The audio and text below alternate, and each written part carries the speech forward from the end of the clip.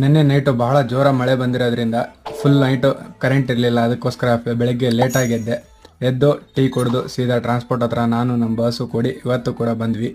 ಹಾಗೆ ಬಂದ ತಕ್ಷಣನೇ ಫಸ್ಟ್ ತಮ್ಮನ ಗಾಡಿನ ಲೋಡ್ ಮಾಡಬೇಕಾಗಿತ್ತು. ಯಾಕಂದರೆ ಮಳೆ ಬರ್ತಾ ಇದೆ ಅಂತ ಹೇಳ್ಬಿಟ್ಟು ತಾಡ್ಪಲ್ ಅವ್ರ ಗಾಡಿಯವ್ರು ಹಾಕೊಂಬಂದಿದ್ದಕ್ಕೆ ಮಾಲ್ ಸ್ವಲ್ಪನೇ ಬಂದಿತ್ತು.